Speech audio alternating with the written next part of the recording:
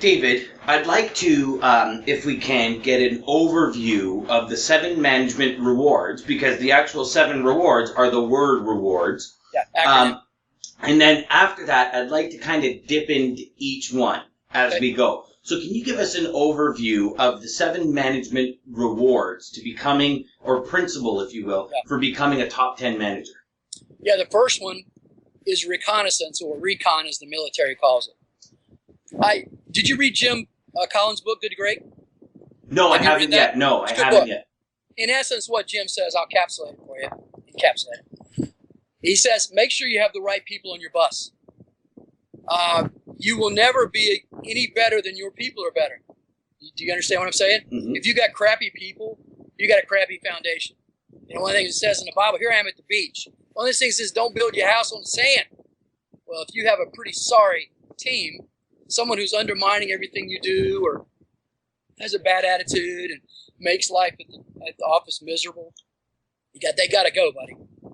The second one is education, which we just talked about. That's the E. And the W is winners emerge. Once you're in the book clubs and you show people exactly what it is that you want to accomplish there, your mission there as a company, taking care of our clients, you want to make sure that those people buy into your dream, to your vision. So your winners will step forward. They'll show themselves in the book clubs. That's one of the reasons that I love the book clubs. So occasionally what we do is we ask our employees, who would like to lead the book club next week? You know, I like my managers to rotate doing it. Now, when I'm in town, and I told you I travel 20 to 22 weeks a year, of course, being up at my beach house is one of those. You know, I count that as time, because even though I'm about 40 minutes from the office, I don't go in. You know, if they need me, they can call me, but I'm up here hanging with my family and friends, that kind of thing. But during the book club meetings, those people step forward. So we test them as far as talking in front of people, you know, their other employees. We test them as far as giving them small tasks to see how competent they are and how dedicated they are to making sure they deliver. Because you know as well as I do, if I give you a task and it's a minor task, but you don't do it, I'm rarely going to go back to you and give you something else to do. A good illustration of that is one of my employees named Devin. He said, Dave, I'm interested in doing graphics. I said, okay, look, I bought these different graphics courses, Devin, and I gave him access to them online. And I said, if you're really interested in going and learn the stuff, and if you learn how to do all these different things, then I will create a position for you to do solely but nothing but graphics, if you really love it that much. And he said, okay. So at night, he did all that kind of stuff, learned it, sent me samples of his work, videos he'd done, that kind of thing. And then I said, because here's a principle I tell my employees. I said, you do not go to the fireplace and say, give me heat, Dan, and I'll give you wood. You do not go to the field, a wide open field, and go out there and say, give me crops, then I'll give you some seeds. So I paid Devin not one dime when I gave him access to those courses. And you could say, well, Dave, if he was going to spend his time doing it, Dan, he had to put the wood in the fireplace first. And he had to prove to me he was committed, that he really wanted to do it.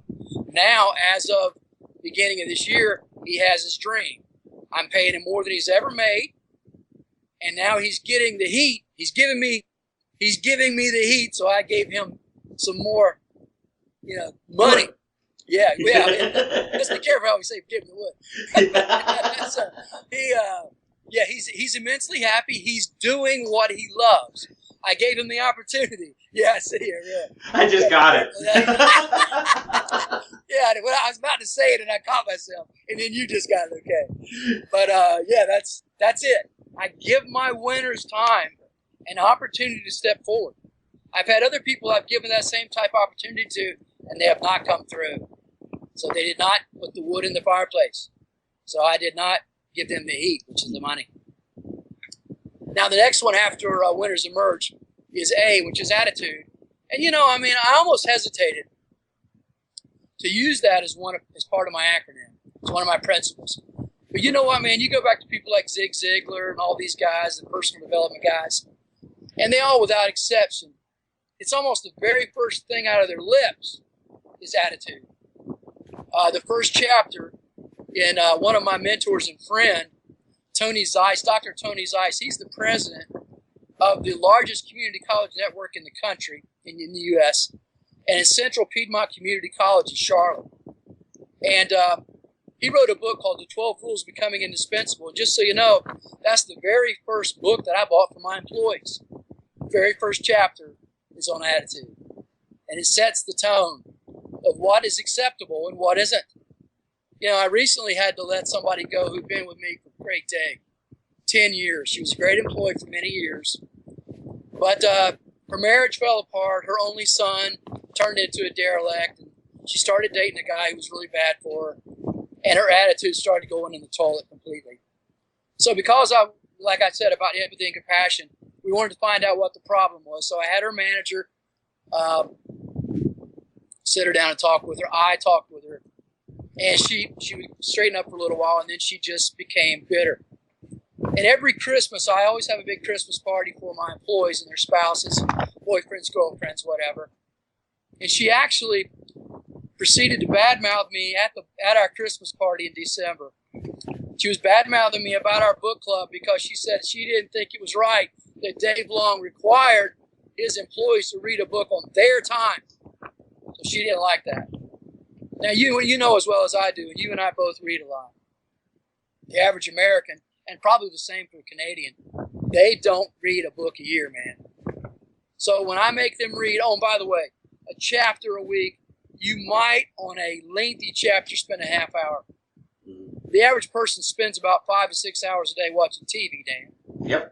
You know, and you know as well as I do, you're not getting anything out of entertainment tonight or, you know, any of that crap. Mm-hmm. I look at it as more of you sacrifice one for the other. Do you want Correct. mindless time wasting, or do you want education that's going to, you know, dear friend of mine, Rico Rikoski, choice expert, he's created the philosophy just two choices. Says, you know, you have a choice. In every given moment of your life, you have two choices.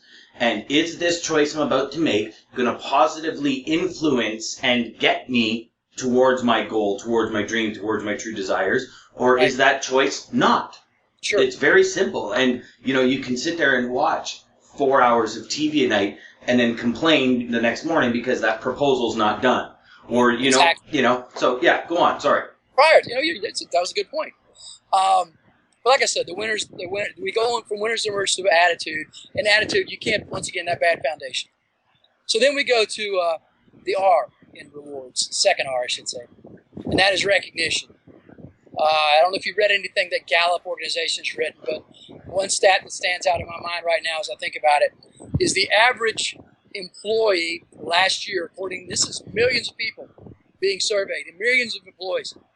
The average one said that they didn't receive, 65% of them said they received absolutely no recognition from their manager in the last year. Man, that's pathetic. It really is. And that's indicative of a lot of the problem we have today between, if you want to call it, management and labor. That's why a lot of the companies are going overseas because of the division between the employees and management. Mm-hmm. And personally, that's one of the reasons I wrote the book. The underlying reason is that our country, America, is going to continue to go down. Less and less people are employed, more and more people are going on unemployment, and even more people go on disability because it never ends, like unemployment does. So there's a problem. It needs to be fixed. And that's one of the main reasons that I wrote the book. When we get back to the R on recognition, if they don't get it from you, by the way, your top people, 47%, I think I may have said this earlier, 47% of your best people are looking to leave you if they don't get the recognition they want. Recognition doesn't have to cost a lot of money.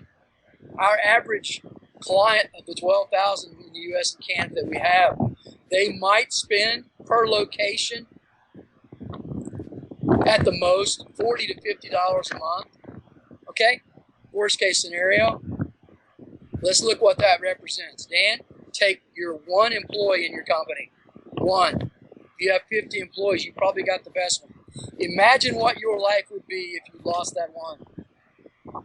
Any one of the top 10. How would that impact you? Would that be worth 50? Would that be worth $100, $200 a month to know you can keep those people? Just a no-brainer. What's to think about? There are a lot of things to think about. That's not one of them. And like I said before, it doesn't matter what you as a manager think about employee recognition. It matters what your people think. That's all. Bottom line. Because you know this, your employees' perception of how you care about them or don't care about them is their reality. It doesn't matter what you say, it matters what you do. So recognition is huge. And then we go to the D, which is duplication. Once you found out who your winners are, you start duplicating more of them. I spend more quality time with my winners. They get a lot of Dave time, as they call it. And I'll take them out to eat. I just randomly grab 4 or 5 of them and say, let's go. I might take an entire department out to eat, which I do.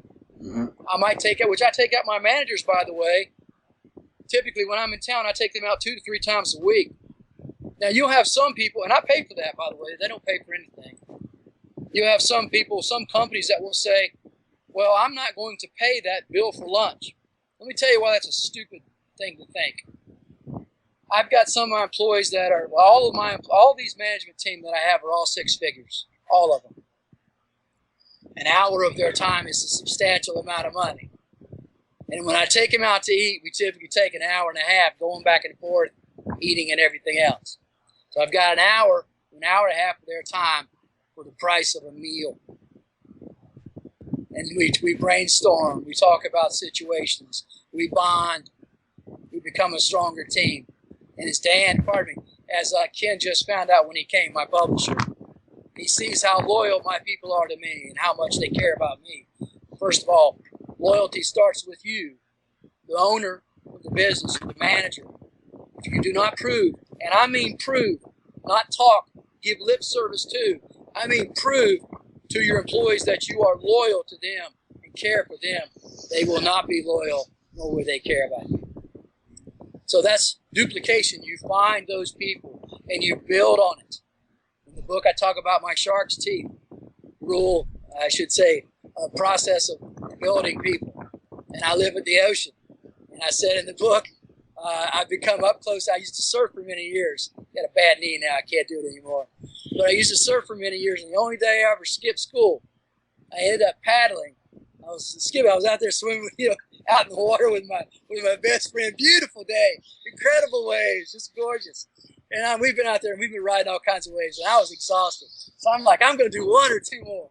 So I'm paddling out, and I was so exhausted. I was just paddling hard, and I went like this, and I raked my hand down, and my 2 fingers on the end of my hand went up on the fin of the shark who came up to check me out. And it scared me so bad, I raised my legs up, and I was just seeing my hands out of the water. And I was like, oh, dear Lord. It's like right next to me. And I was traumatized. I was scared. And my right leg cramped up. So you want to talk about some agony. I'm there, and I'm waiting. It was like took forever for another wave to come. And I waited until I got there, and I paddled like made it. And I rode all the way in until I was like bellying on the sand. I didn't want to get in because he was right next to me. That was a little scary. But anyway, that wasn't in my book. I just threw that out for a good part of it. But anyway, so duplication. The reason I brought up the shark story is because sharks have teeth, that they have teeth, rows of teeth. And when they pop up, and let's say I'm grabbing after a seal or something like that as a shark, and one of my teeth gets yanked out, another one pops up behind it. There's rows of them. You can usually see 4 or 5 of them. If you look at a picture, I actually put a picture in my book showing that. Well, here's the deal. I constantly ask my managers. For example, my COO, Adam Tart's been with me 17 years. He's my right arm. I talk about him in the book. He gives his story. God forbid if something happened to Adam. But I always have to ask Adam, out of the entire company, if you drop dead, God forbid, son, or you were, I'm paying for his MBA, by the way. Just starting that next 2 months from now. I said, son, if a plane went down and something happened to you or you became incapacitated in some way, who do you say should be the person to take your place? And I ask my people that all the time, and I expect an answer because I want to know.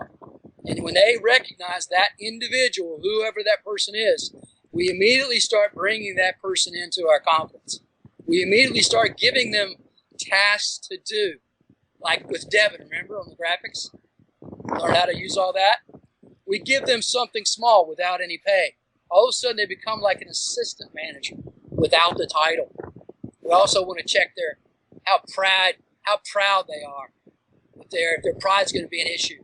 If they can't do anything without the title being adjusted, no thanks. So we give them those things to do. And when they start building, they show what they can do, and they can validate our suspicions, if you will, or our hunches about them, then we give them more and more to do. So we build them. And then, which is what happened at the beginning of this year, one of my salespeople, David Strange, who I mentioned, actually his story's in my book, he was our top salesperson for 4 years in a row. And what happened was one of the managers in another department dropped the ball.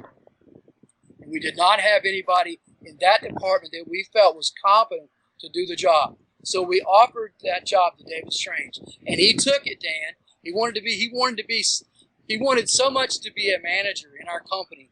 He took top salesperson now. He made about $197,000 last year. He said, Dave, and I told him, I said, his name's David Strange. And I said, Dave, you're gonna have to take a pay cut. I'm not going to pay you that coming out of the gate. I said, you may earn that in a year or two, but coming out of the gate, son, you're not going to make $197,000. I said, you're going to take about $50,000 pay cut, son. Do you want to be a manager in this company? He said, absolutely. He didn't want to think about it. That's pretty strong. Would you agree? I would definitely agree. It says something. So basically, he walked away from 25% of his income. Now, I will say this. He listens to me, so he's in great financial shape. So he's been with me 4 years, and he's been a top salesperson. But because he was groomed, because he was ready, and he read a lot of stuff on his own, when the opportunity came in another department he knew nothing about. Do you understand that? It doesn't matter. You can learn the aspects of a position, but it's hard to groom something that is not there. If the work ethic is not there, if the loyalty is not there, if the desire to be better tomorrow than you were today is not there, it doesn't matter. I will never, ever again promote an individual who does not do all that on their time first. But I pay my people very well, so they want to get into that management chair, I assure you. So the last one, after the duplication, building your people in the shark's teeth, the shark's teeth system that I use, development system. The last one is success. And the thing about success, that was another one. I almost said, let me pick another S instead of success. But really, when it all comes down to it, we all think of success as something different. I've been blessed. The good Lord's blessed me. I'm multi-millionaire many times over. I own a 20,000 square foot office building that my company is in. We use every inch of it. I have 16 acres there for future expansion. We're going to probably build. I don't think we'll start it by the end of this year. We might, depending on how we do. But we keep investing in more equipment. By the way, all the equipment, lasers, color printers, these things typically cost each about $65,000. We've got, between all those, we've probably got a conservative number of 15 of those times that amount. We just ordered 3 more lasers about a week or 2 ago. We're going to order 2 more color printers. All these things are very expensive. Everything, all the desks, everything in my company, I don't know a dime on. I'm completely debt free. I lost everything, Dan. So I know what that feels like. I am debt averse. I don't like that. Not only that, here's another thing. This proves my loyalty to my people. Think of all the people out there that run companies, their own company or whatever, a company, big company they work as a manager for. They're so heavily indebted that when things take a dive, as they did in 2008, a lot of managers, middle managers, employees were laid off. Think of someone in retail. Great day. You can pick any retail company just about. They laid off people by the boatload. So success to me is not, and I brought all that up because I want you to say, success to me is not money. And someone asked me recently, and this proves it as well, and I get business brokers calling me all the time, people want to buy my business, and they want, I shoot them down. They go, well, you haven't even heard the offer yet. I don't care. I had one of my good friends, John Carnes, is actually in the book. His story is in there, talking about our mastermind group. And John asked me one time in our mastermind, he said, Dave, he said, if somebody came up to you and offered you $10 million to your company, would you take it? I didn't bat an eye. I said, no stinking way. He said, what? He says, you're only doing $8 million. I said, I don't care. I said, I'm going to do more next year, more after that, more after that. And I said, I'm not in it for the money. So he said, okay. He said, somebody offer you $20 million? And I'm going to be honest with you, Dan. I said, no. That's how long I thought about it. Let me think about it. No. Yeah, that's exactly right. Because I love what I do. I love the people I do it with. And I tell people when they come to work for me, it's another thing too. And this is another part of being successful. You have the option to do this. Is when they come in, I say, Dan, if you came to work for me, I say, Dan, here's the deal. I don't care if you come in and make me $1 million. If my other people in this company can't stand you, you're gone. Let me tell you how I proved that a few years ago. Before David Strange became our top salesperson, I had a lady who was our top salesperson. And I really cared a lot about her. But attitude started going bad. And she started biting people's heads off at our company. So she was getting married. So I actually had our managers, one of them particularly, actually two of them, pull her aside and say, I'm not going to say her name, I don't want to embarrass her. Let's just call her Pam. Pam, wouldn't you know there's a lot of people saying that you're biting their heads off and you're really irritable? And we wanted you to know that's a bad thing. Is it because you're planning your wedding and you're stressing out over that? Oh, my soul, she went ballistic. I happen to be on vacation. Imagine that, right? 20, 22 weeks a year, I'm gone sometimes. But I was out in California. Pardon me. I was at Yellowstone National Park, my wife and I riding our Harleys out there. And they called me up and told me, said, Dave, we went and talked to her, and she got really excited, upset, and she just ran from her sales manager's office to the other corner, back corner of the building, to where my COO, Adam's office was, Adam Tart. And she went in and she blasted him, said how insensitive her manager was, how insensitive this company was, and all this. And how. So when they called me and said, Dave, this is what happened, I said, okay, look, our conscience is clean. We've already talked to her several times. That was the final straw. Let her go. Now, she was our top salesperson, Dan. Top salesperson. She at the time was making about $150,000 a year. Substantial amount of money, not chump change. In North Carolina, the average income here is about $40,000. So almost 4 times. But I said, let her go. And even one of them, actually my COO, Adam, said, she's our top salesperson, Dave. You really want to do that? I said, absolutely. I meant what I said. I want the other people. We're going to use this as a teaching moment for other people. Don't get too big for your britches. Don't start acting like yours, pardon me, doesn't stink anymore. You know? And I want to make sure that your people that you work with, the other teammates you have, do not resent coming to work every day. Because all it takes is one of those people to do that. Create a virus in the company. It would be. I'm not going to tolerate that. What's that? Who was it? Donny Osmond or somebody? Or Michael Jackson, one bad apple spoils a whole bunch. It does. It does. So eliminate it. So that's part of being successful too, is you don't have to put up with that kind of junk. Because it's not about just your success as a business owner or a business manager or department manager or a CEO of the company. It doesn't matter. It matters what the people think throughout the ranks. If they're not happy, they will leave. Do you know when the number 1 day of the week for heart attacks is, Dan? Monday? Right. Is Guess it? what part? Yeah. Guess what part of Monday? Monday. Monday morning. Bingo. Why is that? I think it's because the anxiety of people going to work. That's exactly right. Hey, and I knew none of this. Like, everybody watching, we didn't plan this going in. Right. I knew none of this. We're winging on. We're winging Batman power. Batman power. Batman power. That's right. So anyway, it was a decision that hurt financially for a little while. But here's what happened. This happens all the time when we do something like this, and it's the same in any company. I don't care who you are.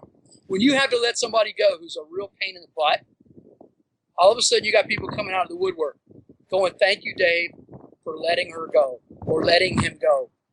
They were making my life or my people's life a miserable, occurrence every day. She bit so-and-so's head off and that kind of thing. We had no less than 5 people come forward and say, thank you. I like working here again. And I'm going like, what? Send me a text. Do anything. Tell your manager. That's a problem. If we don't hear the communication, we don't know what to do. But you want to have, even with the relationship that I have with my people and my managers have with their people, that happens once in a while, Dan. And you have to keep your finger on the pulse within your department, within your company. It doesn't matter. It's all the same. So success to me is not, bottom line, not money. Success is being happy at what you do. And when I say, people say, well, Dave, you wouldn't take 20 million? No, I would not. The reason is if it took 20 million, what am I going to do, Dan? I love what I do now. If I don't love what I do, that money's not going to mean anything to me. How many people have you heard about that have millions and millions and millions of dollars, and their kids hate them, their dog hates them? I mean, how bad is that? You know, I mean, nobody wants to be around them. You know, and they die in their old age. They have money. You can't take that with you. So you build the relationships, whether it be your family, your friends, or your co-workers, or whatever. That's true success. My dad was a Baptist preacher, and he retired. Pardon me, he passed away last year. And my dad wrote, they gave me a Bible when I graduated high school. And in it, my father wrote, he said, D.L. Moody, who was an old-timey evangelist, my wife, hey, coming off the beach, sorry. He wrote in the Bible, it says, D.L. Moody, an old-time evangelist, said, success is finding the will of God for your life and doing it. Anything else, well, you won't be happy. So if I'm doing something else that doesn't make me happy, money is no substitute. Let me tell you what money is. Money is a tool.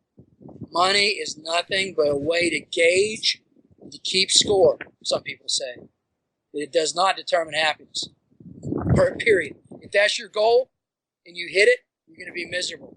And it's very disheartening when you set your goal for something, like a great vacation, and you go and it rains all the whole time, or something like that.